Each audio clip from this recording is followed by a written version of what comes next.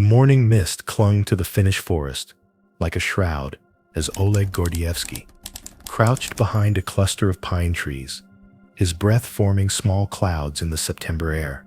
It was July 19th, 1985, and somewhere in the distance, the sound of approaching vehicles cut through the stillness like a blade. His hands trembled, not from the cold, but from the weight of 15 years of deception. 15 years of living a double life that had brought him to this moment where freedom lay just beyond the trees, and betrayal waited in every shadow. For nearly 2 decades, this man had been the Soviet Union's most trusted intelligence officer in the West, a KGB colonel with access to the Kremlin's deepest secrets. But he had also been something else entirely, something that would have earned him a bullet to the back of the head if discovered. He had been Britain's most valuable spy, a double agent whose intelligence had shaped the course of the Cold War itself.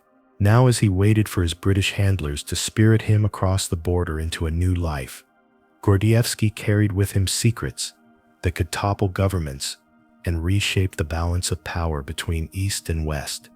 The approaching sound grew louder, and Gordievsky pressed himself deeper into the undergrowth.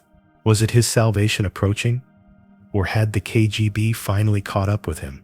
In his jacket pocket lay a small piece of paper containing the names and locations of every Soviet agent operating in Britain, intelligence so sensitive that its revelation would cripple Soviet operations for decades. But more than that, he carried something even more precious: the truth about how close the world had come to nuclear war, and how his warnings had helped pull it back from the brink. This is the story drawn from declassified files in public archives of a man who lived in the space between 2 worlds, never fully belonging to either, whose courage and conscience transformed him from a loyal Soviet officer into the West's most important asset behind the Iron Curtain. The branches rustled as footsteps approached, and Oleg Gordievsky prepared to discover whether his 15-year gamble with death had finally paid off, or whether the forest would become his grave. The story of Oleg Gordievsky begins not with his birth in Moscow in 1938, but with the world he inherited, a world carved into opposing spheres by the Second World War and hardened into permanent hostility by the nuclear age. By the time young Oleg came of age in the 1950s, the Soviet Union had transformed from wartime ally to existential enemy of the West, and the institutions that would shape his life were already locked in a shadow war that would define the next 4 decades.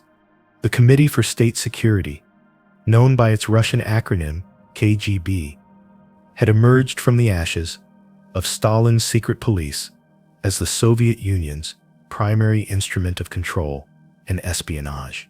Under the leadership of men like Ivan Serov and later Yuri Andropov, the KGB had evolved into something more than a mere intelligence service. It had become the guardian of Soviet ideology, the enforcer of party discipline, and the shield that protected the communist elite from both internal dissent and external enemies. For ambitious young men like Gordievsky, the KGB represented not just a career, but a calling, a chance to serve the motherland in its struggle against the capitalist West.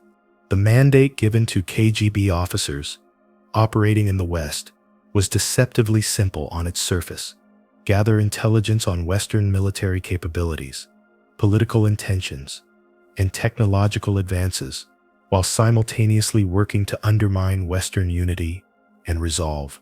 But beneath this straightforward mission lay a more complex reality, shaped by the paranoid worldview of the Soviet leadership. The men in the Kremlin genuinely believed that the West was preparing for a first-strike nuclear attack on the Soviet Union, and this belief colored every aspect of KGB operations abroad. Gordievsky's path to this shadow world began in the halls of the Institute of International Relations in Moscow, where future diplomats and intelligence officers were trained in the arts of persuasion and deception.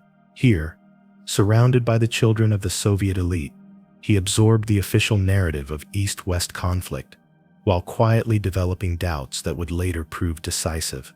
His professors spoke of the inevitable triumph of socialism over capitalism, But Gordievsky found himself drawn to Western literature and music, artifacts of a culture that seemed far removed from the sterile propaganda of his homeland.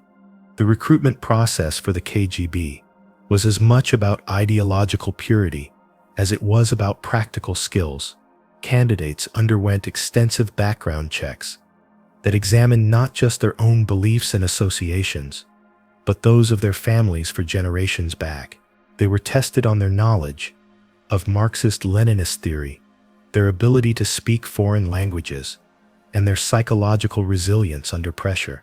Most importantly, they were evaluated for their loyalty to the party and their willingness to sacrifice personal interests for the greater good of the Soviet state.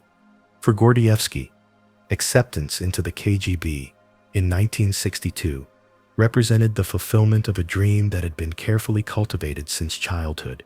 Like many of his generation, he had grown up believing in the righteousness of the Soviet cause and the inevitability of communist victory in the global struggle against capitalism. The KGB offered him a chance to be part of that victory, to serve his country as a warrior in the invisible war that raged behind the headlines of international diplomacy. The training that followed was both rigorous and comprehensive, covering everything from tradecraft and surveillance techniques to the finer points of recruiting and running foreign agents.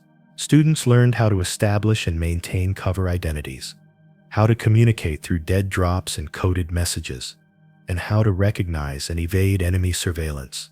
They studied the political systems and cultural norms of their target countries, learning to blend in while never losing sight of their primary mission. But perhaps most importantly, they were indoctrinated in the Soviet worldview that would guide their actions in the field.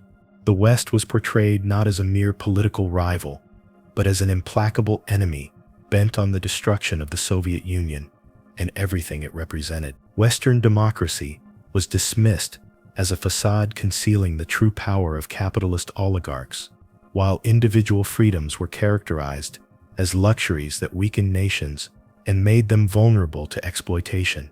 This ideological framework was reinforced by the structure of the KGB itself, which operated as a closed system where dissent was not just discouraged, but potentially fatal. Officers were expected to demonstrate unwavering loyalty, not just through their actions, but through their thoughts and associations. They were surrounded by colleagues who were also potential informants, creating an atmosphere of constant surveillance that extended even to the watchers themselves. The Soviet leadership's paranoia about Western intentions was not entirely without foundation. The United States and its allies had indeed developed contingency plans for nuclear war with the Soviet Union, just as the Soviets had developed similar plans for attacking the West. Both sides maintained massive nuclear arsenals and engaged in a constant competition for military and technological advantage. But what made the Soviet approach distinctive was its assumption that war was not just possible but probable, and that only constant vigilance and aggressive intelligence gathering could prevent a surprise attack. This mindset shaped every aspect of KGB operations, from the selection of targets to the methods used to penetrate Western institutions. Soviet intelligence officers were tasked not just with gathering information, but with preparing for the day when that information might be needed to fight a war for national survival. They established networks of agents and sympathizers who could provide support in wartime, identified key infrastructure targets for sabotage, and worked to undermine Western morale and unity through propaganda and disinformation campaigns. The irony was that this very paranoia, combined with the closed nature of Soviet society, made it difficult for the leadership to accurately assess Western intentions or capabilities. Cut off from reliable information about the outside world, Soviet leaders relied heavily on intelligence reports that were often filtered through layers of bureaucracy and ideology. This created a feedback loop where initial assumptions about Western hostility were reinforced by selective reporting and wishful thinking, making rational policy decisions increasingly difficult. It was into this world of shadows and suspicion that Oleg Gordievsky stepped, when he received his first foreign assignment in 1966, a posting to the Soviet embassy in Copenhagen that would begin his transformation from loyal KGB officer to double agent. The Denmark he encountered was a revelation, a prosperous and peaceful society that bore little resemblance to the capitalist hell portrayed in Soviet propaganda. Here was a nation with universal healthcare and strong social programs, but also with democratic institutions and individual freedoms that seemed to coexist harmoniously rather than destructively. The cognitive dissonance was profound and unsettling. Everything Gordievsky had been taught about the West suggested that such a society should be unstable and corrupt, torn apart by class conflict and social decay. Instead, he found a country that seemed to have achieved many of the goals that socialism claimed to pursue, but through democratic rather than authoritarian means. The discovery planted seeds of doubt that would grow over the years into a complete rejection of the system he had sworn to serve. The art of espionage in the Cold War era was a delicate dance between technology and human psychology, where success often depended less on sophisticated equipment than on understanding the fundamental weaknesses of human nature. For Oleg Gordievsky, mastering this art meant learning to live multiple lives simultaneously, each carefully crafted to serve a specific purpose while concealing the others from view. The basic tools of the KGB officer's trade in the 1960s and 70s were deceptively simple. Dead drops, those carefully chosen locations where messages and materials could be left for later retrieval, formed the backbone of most communication systems. A hollow tree in a Copenhagen park, a loose brick in a London wall, or a specific page in a library book could serve as a mailbox between agent and handler, reducing the risk of direct contact that might expose both parties to surveillance. Gordievsky's training had emphasized the importance of establishing patterns that appeared natural while serving operational purposes. His morning jog through the streets of Copenhagen was not just exercise but reconnaissance, allowing him to identify potential surveillance and check for signs that his cover had been compromised. His weekly visits to certain restaurants and bookshops created opportunities for brief encounters with contacts while providing plausible explanations for his presence in sensitive locations. The development of his double agent career required even more sophisticated deception. When Mi6 first approached him in 1968, the contact was so subtle that Gordievsky himself was not entirely certain it had occurred. A British intelligence officer, operating under diplomatic cover, had struck up a casual conversation at a diplomatic reception, steering the discussion toward topics that revealed Gordievsky's growing disillusionment with Soviet policies. No direct recruitment pitch was made. No dramatic moments of decision occurred. Instead, a relationship was carefully cultivated over months of seemingly innocent encounters. The British approach to recruiting Soviet intelligence officers was based on patience and psychological insight, rather than crude attempts at bribery or blackmail. Mi6 officers were trained to identify potential recruits through careful observation of their behavior, looking for signs of dissatisfaction, financial pressure, or ideological flexibility that might make them receptive to an approach.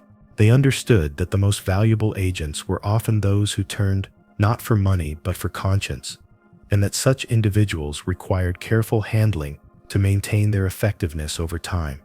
Gordievsky's case was complicated by his position within the KGB hierarchy. As a trained intelligence officer, he was naturally suspicious of approaches from foreign intelligence services and well versed in the techniques used to recruit agents. His British handlers had to overcome not just his loyalty to his country, but his professional skepticism about their motives and methods. They did this by demonstrating their own professionalism and by appealing to his growing belief that Soviet policies were leading the world toward unnecessary conflict. The mechanics of running a double agent in the heart of enemy territory required elaborate systems of communication and support. Gordievsky could not simply walk into the British embassy to report his findings. Such obvious contact would have exposed him immediately to KGB surveillance. Instead, he had to rely on a network of cutouts and intermediaries, each knowing only enough to perform their specific function while remaining ignorant of the larger operation. One documented method involved the use of seemingly innocent business communications. Gordievsky would place classified advertisements in Danish newspapers using coded language to indicate when he had important information to pass. His British handlers would respond through similar advertisements, providing instructions for dead drop locations or meeting times. The codes themselves were based on mundane topics like used car sales or apartment rentals, making them virtually impossible to detect without prior knowledge of the system. The psychological strain of maintaining multiple identities was enormous. Gordievsky had to be a loyal Soviet citizen to his KGB colleagues, a trusted friend to his Danish contacts, and a reliable asset to his British handlers, all while never allowing any of these personas to contradict the others. He developed what intelligence professionals call compartmentalization, the ability to separate different aspects of his life so completely that he could function effectively in each role without emotional or operational interference from the others. Surveillance detection became a constant preoccupation. Every morning, Gordievsky would carefully observe the street outside his apartment, looking for unfamiliar faces or vehicles that might indicate KGB interest in his activities. During his daily routines, he would employ techniques like the surveillance detection route, a carefully planned journey that included stops and turns designed to expose anyone following him. If he suspected surveillance, he would abandon any planned intelligence activities and resume normal diplomatic duties until the threat passed. The technology available to intelligence services in the 1970s was primitive by today's standards, but represented a significant advance over the methods used in earlier decades. Miniature cameras allowed documents to be photographed quickly and discreetly, while improved radio equipment enabled more secure communications over longer distances. However, the most important tools remained fundamentally human: the ability to read people, to gain their trust, and to manipulate their emotions and motivations. Gordievsky's work for Mi6 involved not just the passive collection of intelligence, but active operations designed to advance British interests. On one documented occasion, in 1974, he was tasked with identifying Soviet intelligence officers operating under diplomatic cover in London. Using his access to KGB personnel files and his knowledge of operational procedures, he was able to provide British counterintelligence with detailed information about Soviet activities in Britain, leading to the expulsion of several intelligence officers and the disruption of ongoing operations. The human cost of such work was often overlooked in the excitement of operational success. Gordievsky was betraying not just his country, but individual colleagues who trusted him, men and women who considered him a friend, and who would face imprisonment or death if their identities were revealed. The psychological burden of this betrayal was something he carried throughout his career, a weight that grew heavier with each piece of intelligence he passed to his British handlers. Counter-surveillance by the KGB was constant and sophisticated. Soviet intelligence officers abroad operated under the assumption that they were being watched by hostile intelligence services at all times, and they employed a variety of techniques to avoid or mislead surveillance. These included the use of multiple aliases and cover identities, the employment of family members as unwitting accomplices, and the establishment of seemingly legitimate business or cultural activities that provided cover for intelligence work. The KGB's own surveillance of its officers was equally intensive. Gordievsky and his colleagues were monitored not just by British intelligence, but by their own service, which maintained strict oversight of all personnel operating abroad. This internal surveillance was designed to detect signs of disloyalty or compromise, and it created an additional layer of risk for anyone contemplating betrayal. Officers who displayed unusual interest in local politics, who formed close friendships with foreign nationals, or who showed signs of living beyond their official means, could expect increased scrutiny and possible recall to Moscow. The art of dead letter drops reached its highest expression in the urban environments where most intelligence work took place. A successful drop site had to be accessible to both parties, inconspicuous to casual observers, and secure from accidental discovery by members of the public.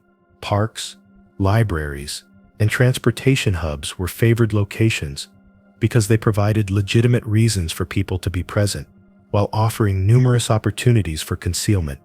One particularly sophisticated operation involved the use of a hollowed-out tree in a Copenhagen park that served as a communication point between Gordievsky and his handlers for over 2 years. The location was chosen because it was visible from multiple approaches, allowing both parties to ensure they were not under surveillance before making contact. The tree itself was in a section of the park that was well maintained but not heavily trafficked, reducing the risk of accidental discovery while providing adequate cover for the brief moments required to deposit or retrieve materials. The intelligence war between East and West during the Cold War was fought not in the open battlefields of conventional warfare, but in the shadows of diplomatic missions, cultural exchanges, and commercial enterprises that served as cover for the real business of espionage. Oleg Gordievsky found himself at the center of this invisible conflict, participating in operations that would shape the balance of power between the superpowers, while simultaneously working to undermine the very system he appeared to serve. One of the most significant operations of Gordievsky's career involved the Soviet attempt to penetrate British trade unions during the miners' strikes of the 1970s. The KGB had identified the labor movement as a potential point of vulnerability in Western societies, believing that economic disruption could be used to weaken government resolve and public support for anti-Soviet policies. Gordievsky was tasked with identifying potential assets within the Union leadership and providing financial support for strike activities that aligned with Soviet interests. The operation, codenamed Foot by British intelligence after its discovery, represented a classic example of Soviet active measures, the term used for operations designed to influence rather than simply observe Western policies. The KGB's approach was subtle and sophisticated, avoiding direct control in favor of providing support and guidance to existing radical elements within the labor movement. Money was funneled through intermediaries and front organizations, making it difficult to trace the ultimate source of funding, while providing plausible deniability for both the Soviets and their unwitting allies. Gordievsky's role in Foot was to serve as a liaison between KGB leadership and the British assets, using his diplomatic cover to travel freely between London and Moscow while carrying instructions and resources for the operation.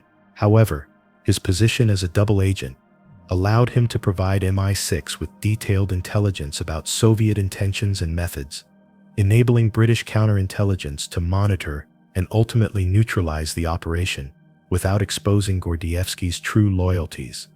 The complexity of managing such an operation while maintaining his cover required extraordinary skill and nerve.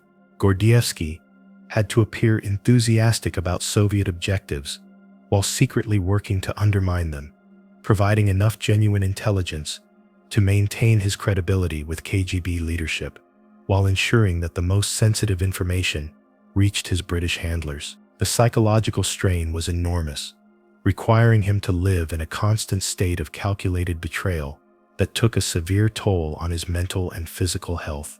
Counter-operations by Western intelligence services were equally sophisticated and far-reaching. The British Security Service, commonly known as MI5, had developed extensive capabilities for monitoring and disrupting Soviet activities on British soil. These included physical surveillance of known intelligence officers, electronic intercepts of communications, and the recruitment of double agents within Soviet networks. The goal was not simply to gather intelligence, but to feed false information back to Moscow, while protecting genuine British secrets from discovery. One documented counter-operation involved the deliberate exposure of a Soviet intelligence network operating out of the London embassy in 1971. British intelligence had been monitoring the network for over a year, gathering evidence of its activities, while allowing it to continue operating in order to identify all of its members and methods.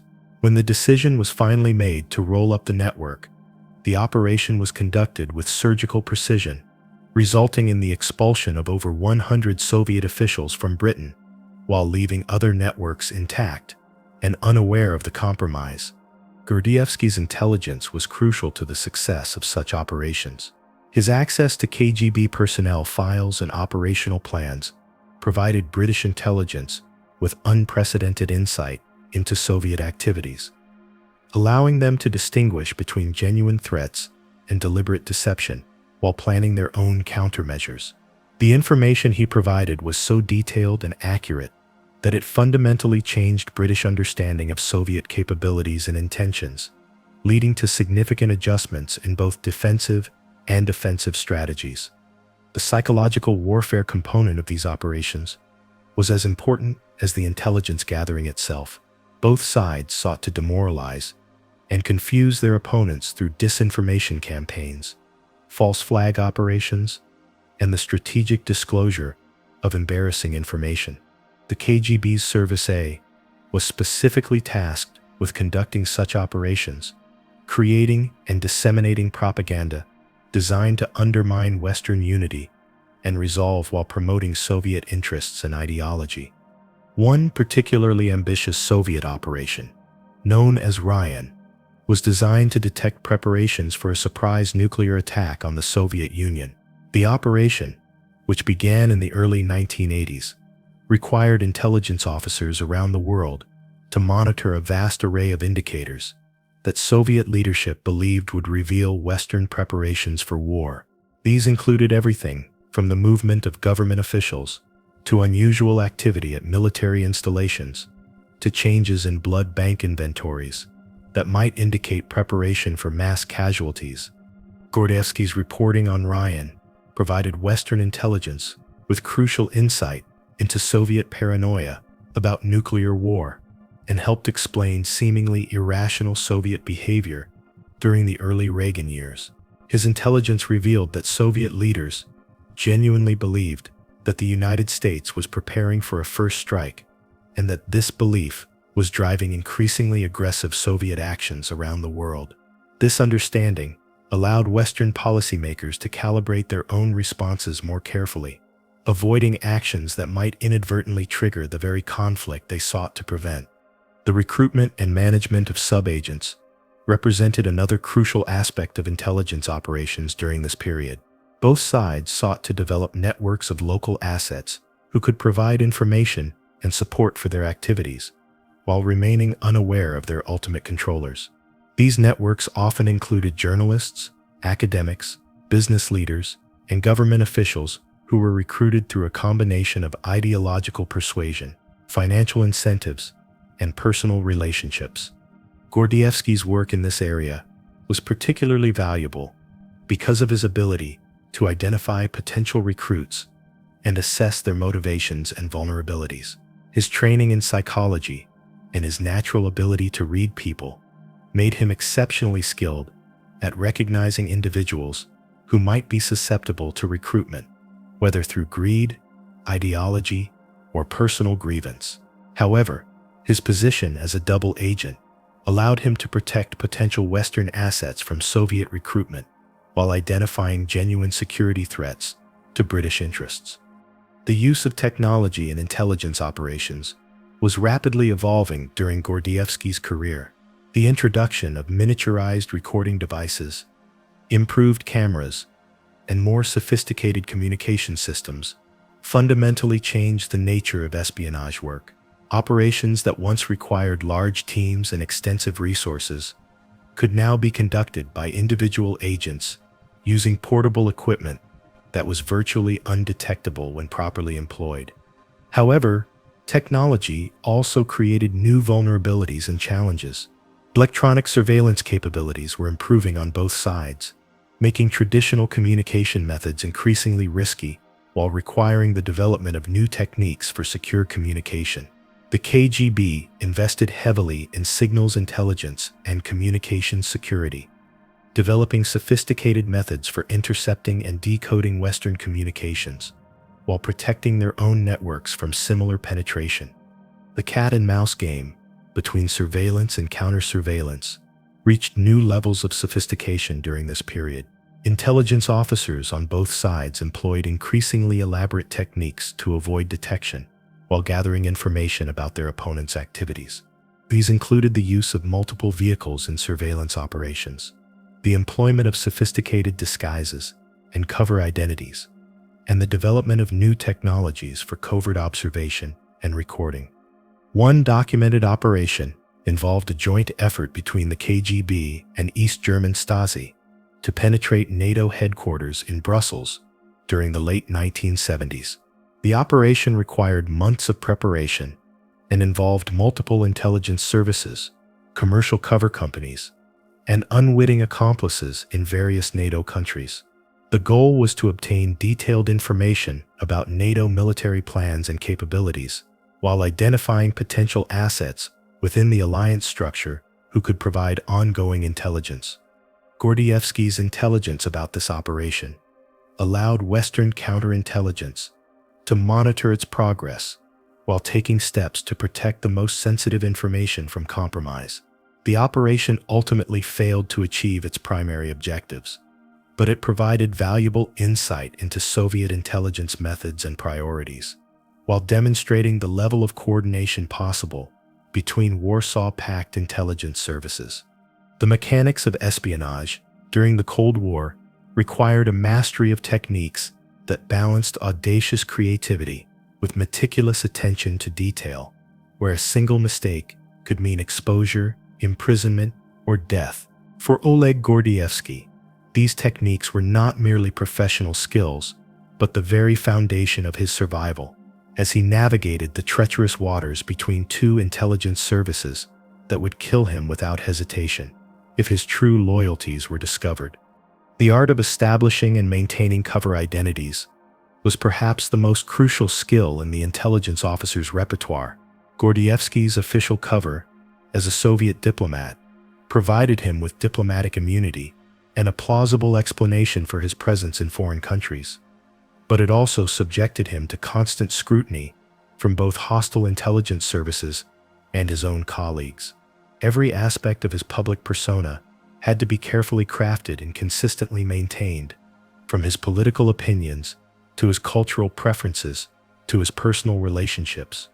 Creating a believable diplomatic cover required extensive preparation and ongoing maintenance. Gordievsky had to demonstrate genuine expertise in the political and economic issues that would naturally concern a Soviet diplomat, while avoiding any display of knowledge or interest that might seem suspicious to his colleagues. He spent countless hours studying economic reports, political analyses, and cultural materials that would allow him to engage convincingly in the routine conversations and activities expected of his position. The challenge was complicated by the need to serve three different masters simultaneously. His KGB superiors expected him to gather intelligence on Western political and military activities while maintaining his diplomatic cover. His British handlers required him to provide detailed information about Soviet operations and personnel, while avoiding any action that might expose his true loyalties. And his diplomatic colleagues expected him to fulfill his official duties with competence and enthusiasm, while never suspecting his additional activities. Communication techniques formed the backbone of successful intelligence operations, requiring methods that were both secure and practical for agents operating under constant potential surveillance. The development of the one-time pad system represented a breakthrough in cryptographic security, providing a method of encoding messages that was theoretically unbreakable when properly implemented. Each pad contained random number sequences that could be used only once, ensuring that even if individual messages were intercepted and decoded, future communications would remain secure. Gordievsky's use of these systems required careful coordination with his handlers to ensure that both parties possessed identical pads and understood the specific protocols for their use. Messages had to be encoded according to precise mathematical formulas, with each letter or number in the original text replaced by a corresponding element from the pad. The process was time-consuming and error-prone, requiring multiple checks to ensure accuracy while maintaining the speed necessary for operational security. Dead drop techniques reached extraordinary levels of sophistication during this period, with intelligence services developing increasingly creative methods for concealing and retrieving materials. The classic hollow tree, or loose brick, was supplemented by magnetic containers that could be attached to metal surfaces, waterproof packages that could be submerged in ponds or streams, and even specially designed objects that appeared to be ordinary litter but contained hidden compartments for documents or microfilm. One particularly ingenious technique involved the use of cemetery monuments as communication points. Gordievsky would place messages in small containers that could be concealed behind loose stones and old grave markers, taking advantage of the fact that cemeteries were generally quiet locations where brief visits would not attract attention. The religious and cultural significance of such places also provided a degree of psychological protection, as even suspicious observers might hesitate to disturb what appeared to be someone paying respects to the dead.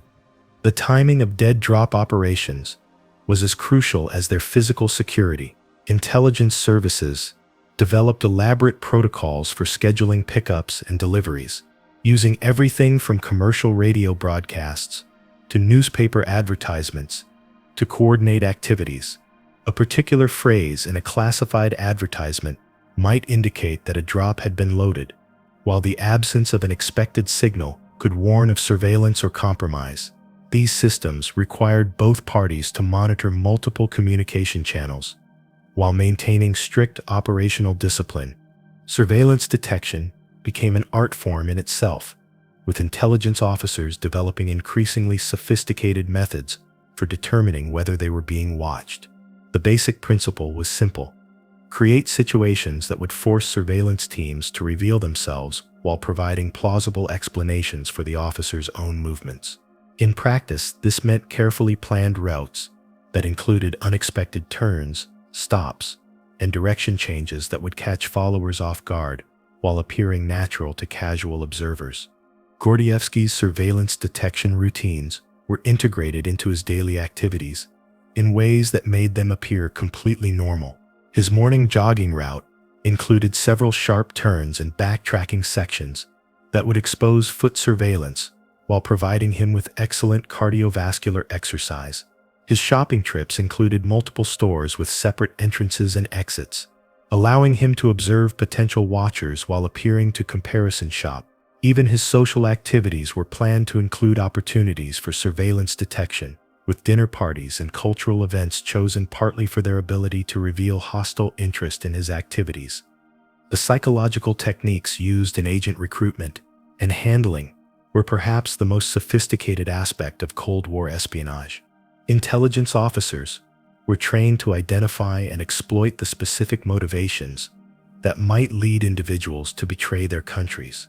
Whether those motivations were ideological, financial, personal, or emotional, the process required extensive preparation, careful observation, and patient cultivation of relationships that might take months or years to bear fruit. Gordievsky's own recruitment by Mi6 exemplified these techniques at their most effective. His British handlers had identified his growing disillusionment with Soviet policies through careful observation of his behavior and conversations over an extended period. They approached him not with crude offers of money or threats of exposure, but with intellectual discussions that allowed him to articulate his doubts and concerns, while gradually introducing the possibility of acting on those feelings. The cultivation process was so subtle that Gordievsky himself was not entirely certain when he crossed the line from expressing private doubts to actively betraying his country. His handlers avoided dramatic moments of decision in favor of a gradual progression of small commitments that eventually added up to full collaboration. This approach was psychologically sound because it allowed the recruit to maintain his self-image as a patriot who was serving his country's true interests rather than betraying it for personal gain. Counter-surveillance techniques were equally sophisticated, involving elaborate methods for detecting and evading hostile observation. Intelligence officers learned to use reflective surfaces to observe potential surveillance without appearing to look, to employ sudden direction changes and transportation switches to shake followers, and to create situations that would force surveillance teams to reveal themselves or lose contact. The most advanced techniques involve the use of multiple team members working in coordination to create complex patterns of movement that would confuse and exhaust surveillance resources. The use of brush passes, brief physical contacts that allowed the transfer of materials without stopping or speaking, required precise timing and coordination. Two individuals would approach each other on a busy sidewalk or in a crowded building, making momentary contact that allowed the transfer of documents, money, or other materials while appearing to be accidental. The technique required extensive practice to execute smoothly, as any hesitation or awkwardness could attract attention and compromise both parties. Technical surveillance measures were becoming increasingly important during this period, with both sides investing heavily in electronic methods for gathering intelligence and monitoring enemy activities.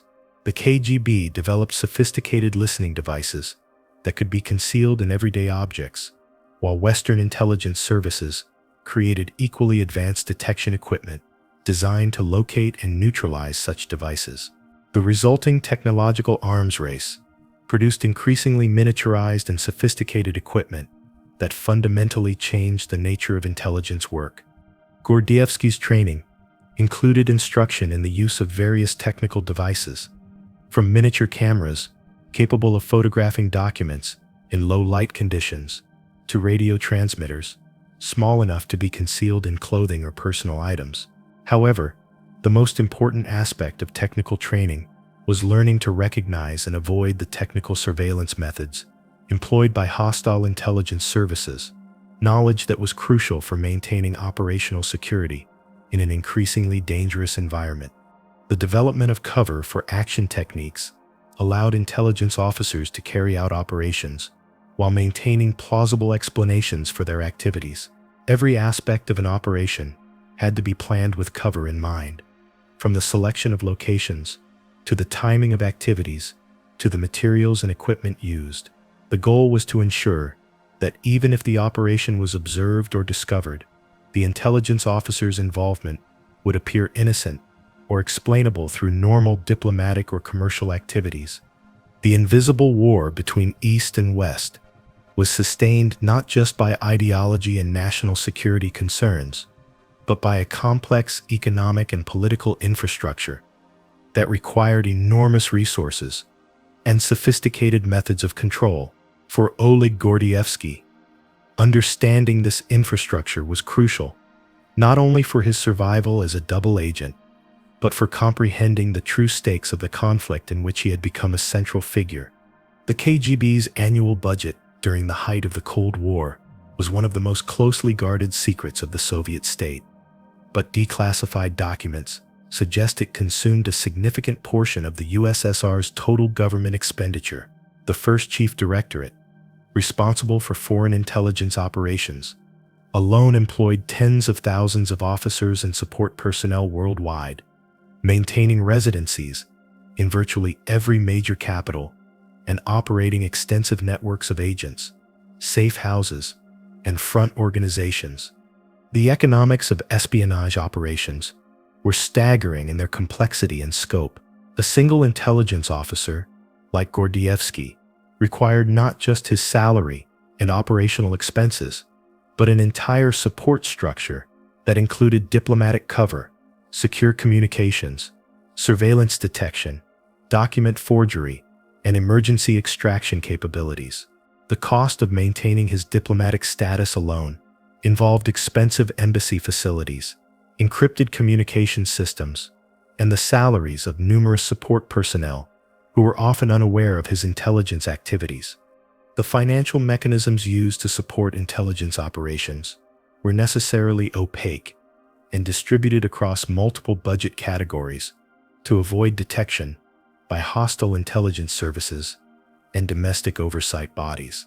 The KGB maintained a network of commercial enterprises, cultural organizations, and academic institutions that served as conduits for operational funding while providing cover for intelligence activities.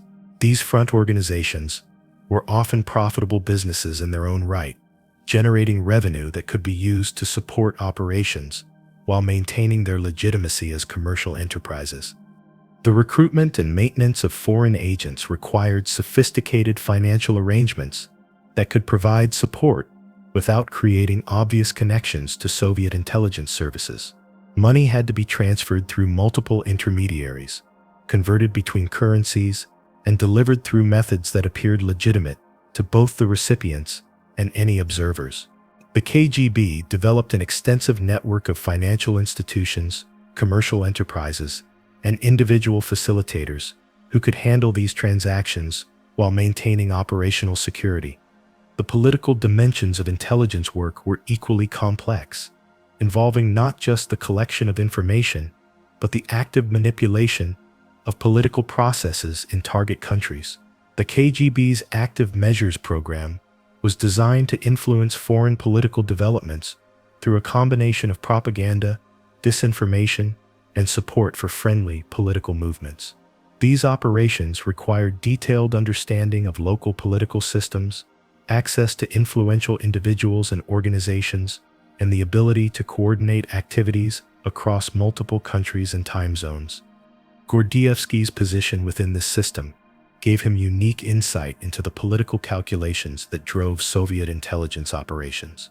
He observed how decisions were made at the highest levels of the KGB and the Communist Party, how resources were allocated between competing priorities, and how success and failure were measured and rewarded.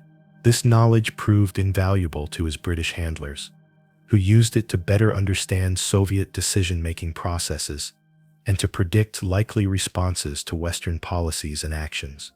The prisoner exchange system that developed during the Cold War represented one of the most visible aspects of the intelligence economy.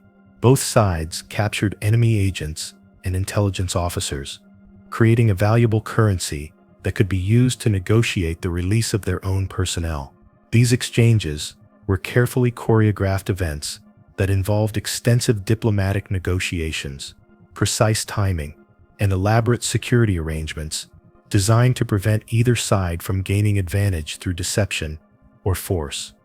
The most famous of these exchanges occurred at the Glinick Bridge in Berlin, where East and West traded captured spies in ceremonies that became symbolic of the broader Cold War conflict. However, the exchanges also served practical purposes, allowing both sides to recover valuable personnel while demonstrating their commitment to protecting their own agents. The knowledge that capture might lead to eventual exchange, rather than permanent imprisonment or execution, provided some comfort to intelligence officers operating in hostile territory. The propaganda value of intelligence operations often exceeded their practical intelligence benefits, with both sides using successful operations to demonstrate their capabilities and resolve to domestic and international audiences. The exposure of enemy spy networks was a standard feature of Cold War diplomacy, with governments using such revelations to embarrass opponents, rally domestic support, and justify increased security measures. These public exposures had to be carefully managed to achieve maximum political impact while protecting ongoing operations and intelligence sources. Gordievsky's work provided his British handlers with unprecedented insight into Soviet propaganda operations and their intended effects. He was able to identify which apparent intelligence successes were genuine and which were fabricated for public consumption, helping Western intelligence services distinguish between real threats and political theater. This knowledge allowed British intelligence to respond more effectively to Soviet propaganda while planning their own information operations. The legal frameworks governing intelligence activities were largely invisible to the public, but played crucial roles in shaping operational parameters and protecting intelligence officers from prosecution. Both sides developed extensive legal doctrines that define permissible activities for intelligence services while providing cover for operations that violated international law. These frameworks had to balance operational requirements with diplomatic considerations, ensuring that intelligence activities did not create unacceptable political risks for governments. The development of diplomatic immunity as a protective mechanism for intelligence officers was one of the most important legal innovations of the Cold War period. Officers operating under diplomatic cover enjoyed protection from arrest and prosecution by hostile governments. But this protection came with significant limitations and obligations. Diplomatic status required maintaining convincing cover identities and avoiding activities that were so blatantly illegal that they could not be ignored by host governments. The logistics of running intelligence operations across multiple countries required sophisticated coordination and support systems. The KGB maintained a global network of facilities, personnel, and resources that could support operations anywhere in the world, from major urban centers to remote rural areas. This network included not just official diplomatic facilities, but also commercial enterprises, cultural organizations, and individual agents who could provide services and support when needed. The technological infrastructure required to support modern intelligence operations was becoming increasingly complex and expensive during this period. Secure communication systems, surveillance equipment, document forgery capabilities, transportation resources all required significant investment and ongoing maintenance. The KGB's Technical Services Directorate was responsible for developing and maintaining this infrastructure, working closely with Soviet military and scientific institutions to stay ahead of Western capabilities. The human cost of these operations was carefully calculated, but rarely acknowledged publicly.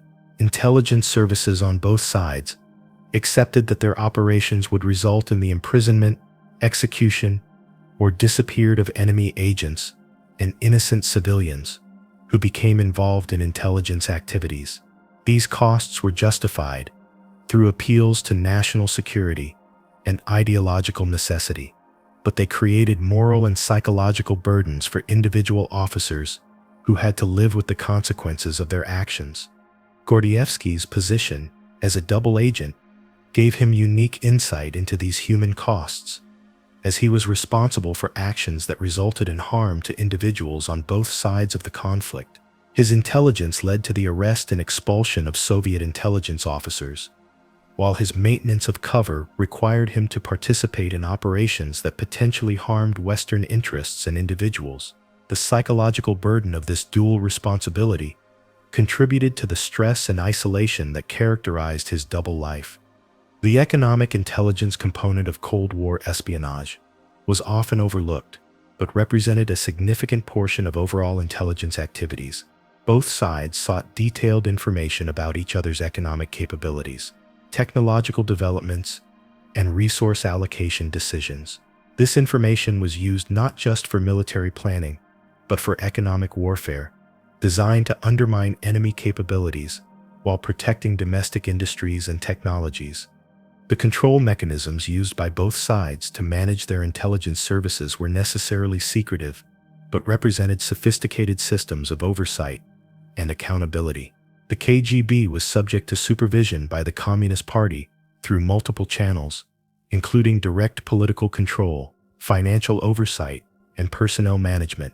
These control systems were designed to ensure that intelligence services served political rather than institutional interests, while maintaining operational effectiveness.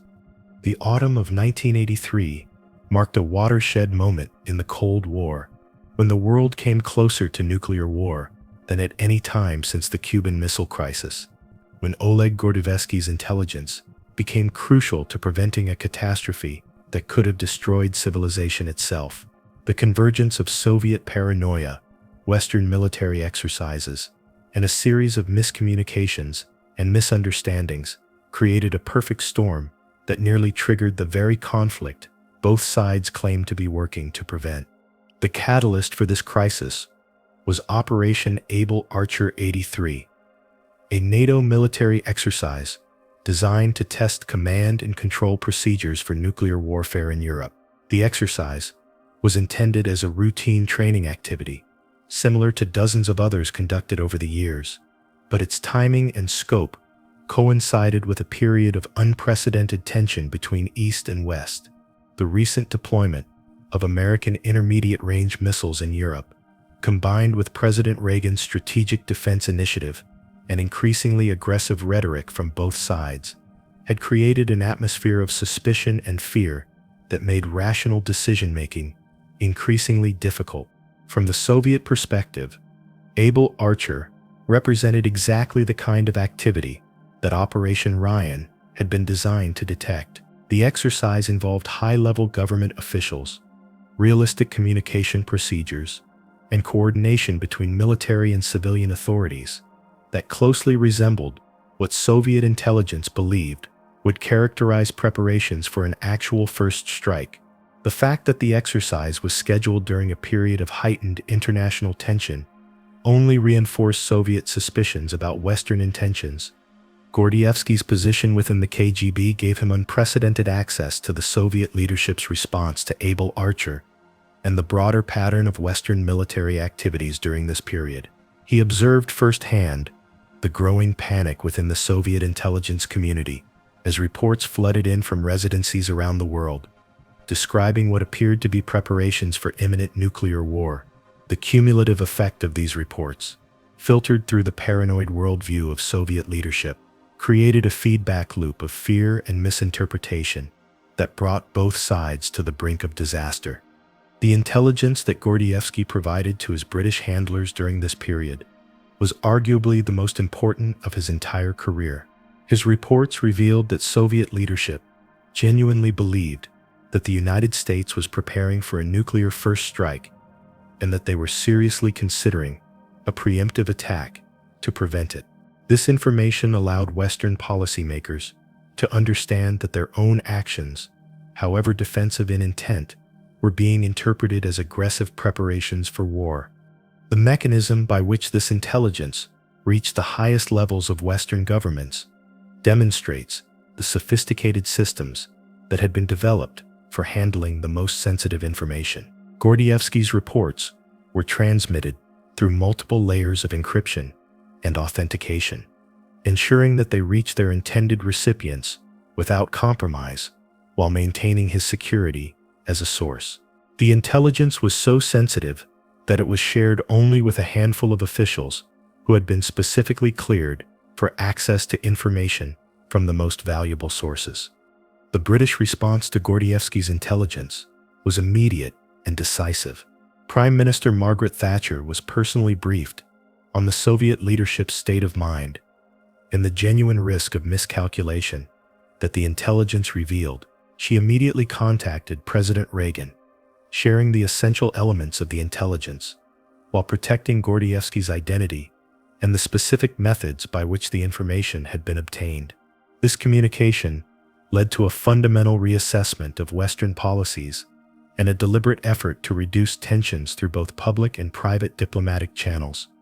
The irony of the situation was that both sides were responding to fears that were largely imaginary, but that had been made real by their own actions and interpretations. The West had no intention of launching a nuclear first strike, but Soviet preparations for such an attack, driven by their fear of Western intentions, created exactly the kind of military activity that could have triggered the war both sides sought to avoid. The crisis demonstrated how easily miscommunication and misinterpretation could escalate into existential threats in the nuclear age.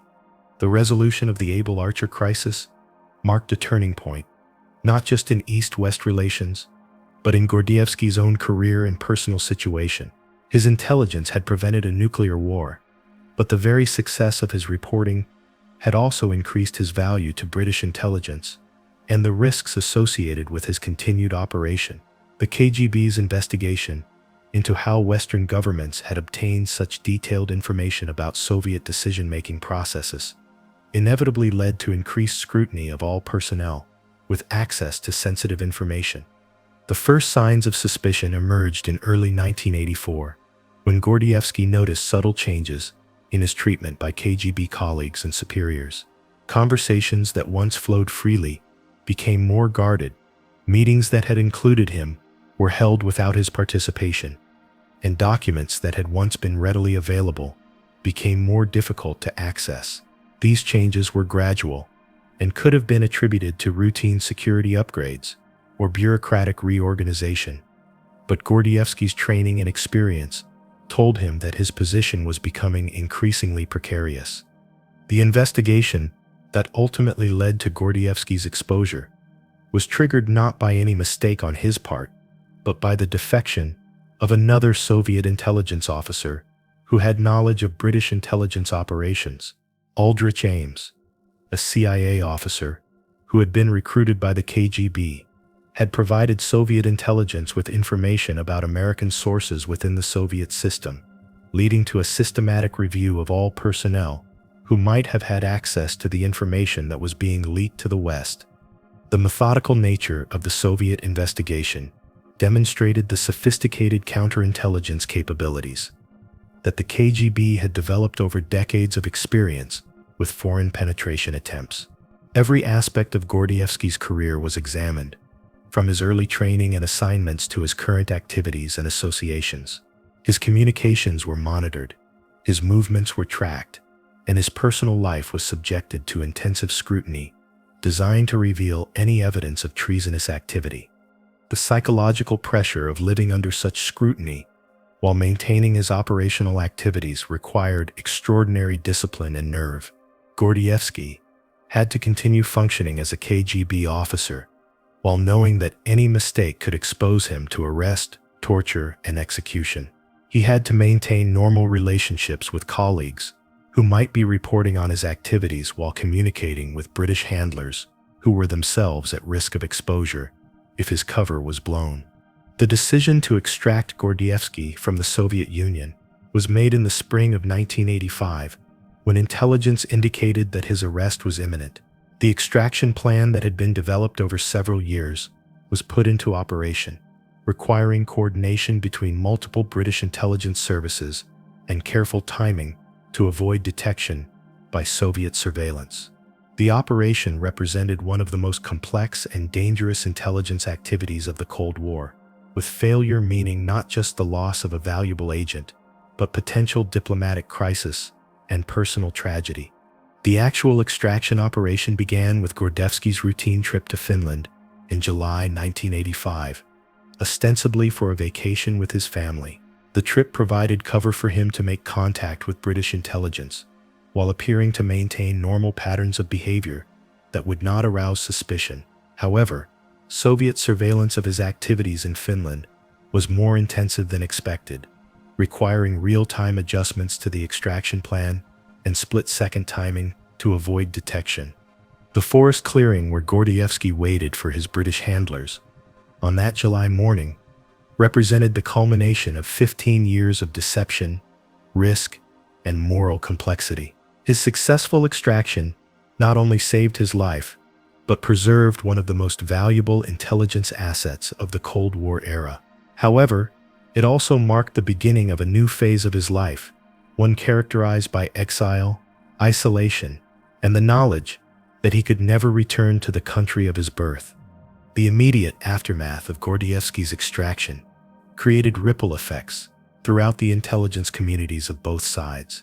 The KGB launched a massive investigation to determine how their security had been breached, leading to arrests, demotions, and executions of personnel suspected of involvement in his escape. The intelligence that he had provided over 15 years of operation continued to influence Western policy decisions for years after his defection, shaping understanding of Soviet capabilities and intentions during a crucial period of the Cold War. The successful extraction of Oleg Gordievsky from the Soviet Union in July 1985 marked not just the end of one of the most successful double-agent operations in history, but the beginning of a complex process of reckoning with the human cost and historical significance of Cold War espionage. The man who had lived in the shadows for 15 years suddenly found himself thrust into the harsh light of public scrutiny, his story becoming a symbol of the moral ambiguities and personal sacrifices that characterized the intelligence war between East and West. The immediate aftermath of Gordievsky's defection created a diplomatic crisis that reverberated through both the Soviet and Western intelligence communities. The KGB's discovery that one of their most trusted officers had been working for British intelligence for over a decade triggered a comprehensive review of security procedures and a systematic purge of personnel suspected of disloyalty. Dozens of Soviet intelligence officers were recalled from foreign assignments, interrogated, and in some cases executed, as the KGB struggled to determine the extent of the penetration and prevent further damage to their operations. The British government's handling of Gordievsky's case demonstrated both the value they placed on his intelligence and their commitment to protecting sources who had risked their lives for Western interests. He was provided with a new identity, financial security, and protection from Soviet retaliation. But these benefits came at the cost of permanent exile from his homeland and separation from family members who remained in the Soviet Union. The psychological impact of this forced isolation was profound and lasting, creating mental health challenges that would persist for decades. The intelligence that Gordievsky had provided during his 15-year career as a double agent continued to influence Western policy and understanding of Soviet intentions long after his extraction. His reports had shaped British and American responses to Soviet actions during some of the most dangerous moments of the Cold War, including the Able Archer crisis that had brought the world to the brink of nuclear war. The value of this intelligence was measured not just in terms of military advantage, but in lives saved and catastrophes prevented. The process of debriefing Gordievsky after his defection revealed the extraordinary scope and detail of the intelligence he had gathered over his career. British intelligence officers spent months questioning him about every aspect of Soviet intelligence operations, from organizational structures and personnel assignments to operational methods and strategic objectives.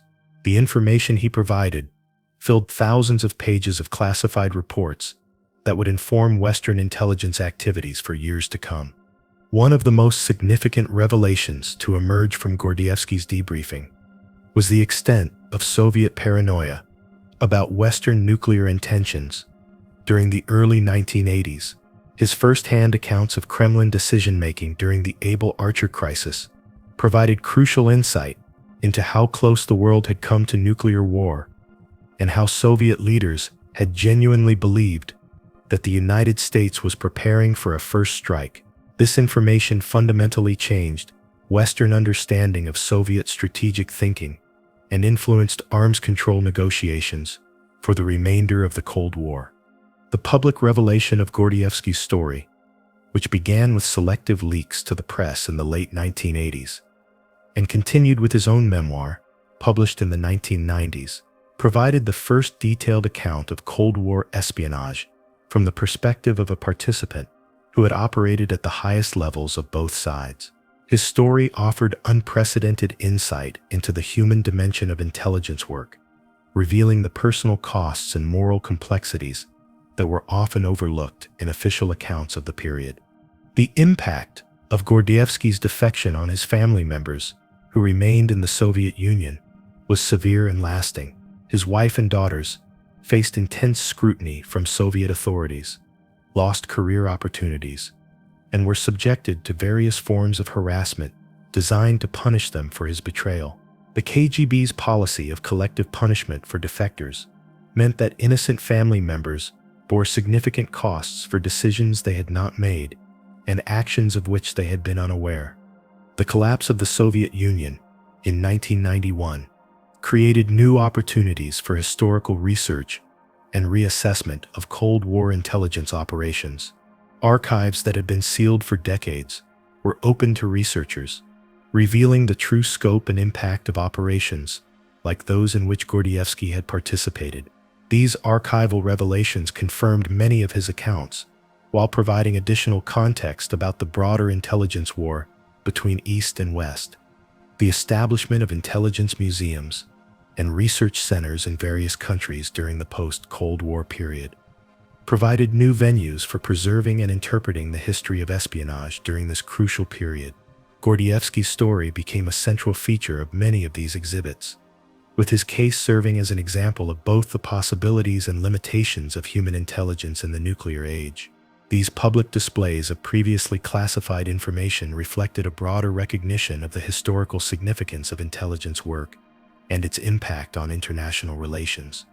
The legal and diplomatic processes that emerged from the Cold War's end created opportunities for former intelligence officers on both sides to tell their stories and seek recognition for their contributions.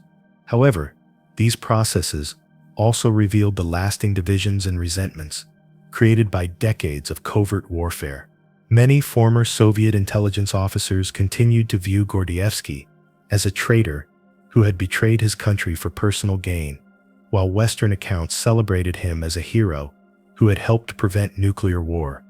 The academic study of intelligence history was transformed by the availability of sources like Gordievsky, who could provide first-hand accounts of operations that had previously been known only through fragmentary evidence and speculation.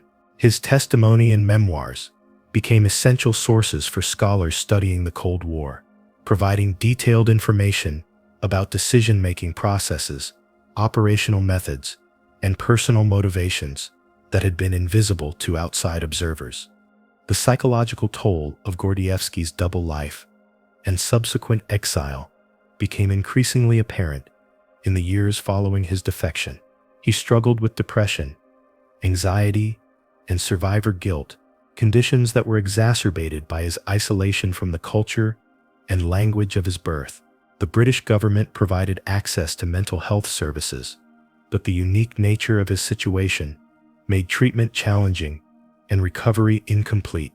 The question of historical memory and how Cold War intelligence operations should be remembered and interpreted became increasingly important as the generation that had lived through the conflict began to age and pass away.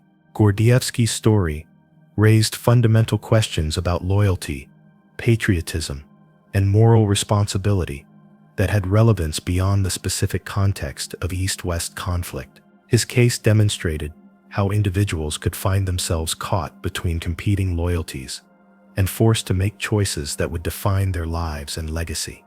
The continuing security concerns associated with Gordievsky's case reflected the lasting impact of Cold War divisions and the persistence of intelligence conflicts.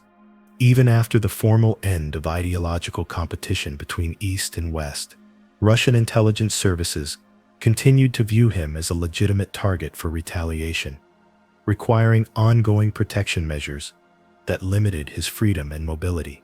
The attempted assassination of former Russian intelligence officer Sergei Skripal in Britain in 2018 served as a reminder that the consequences of intelligence work could persist for decades after the original operations had ended. The educational value of Gordievsky's story extended beyond its historical significance to encompass broader lessons about moral courage, personal integrity, and the costs of living according to one's conscience.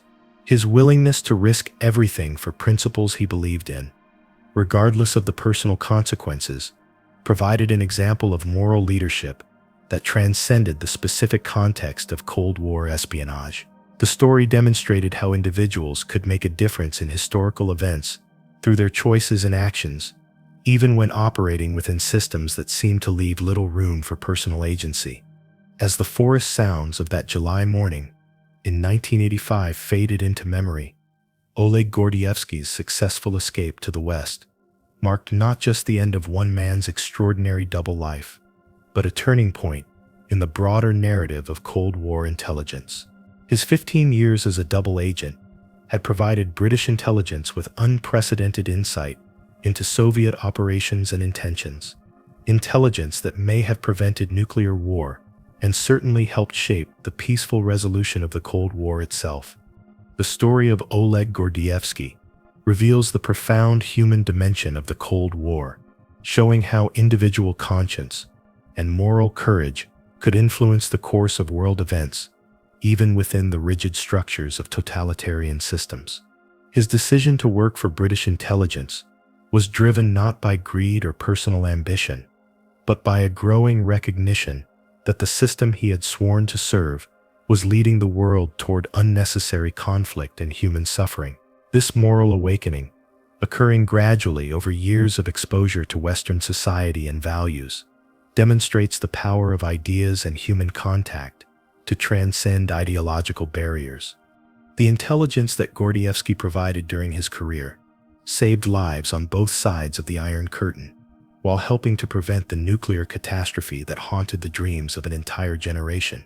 His reports on Soviet paranoia during the Able Archer crisis of 1983 provided Western leaders with crucial understanding of how their own actions were being interpreted in Moscow, allowing them to adjust their policies and communications to reduce rather than increase tensions. This may represent his greatest contribution to history, the prevention of a war that would have destroyed civilization itself.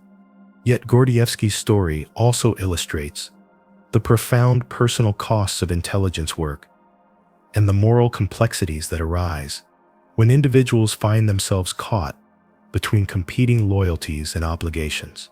His success as a double agent required him to betray colleagues who trusted him, to live in constant fear of discovery, and ultimately to abandon his homeland and family for a life of exile in a foreign country.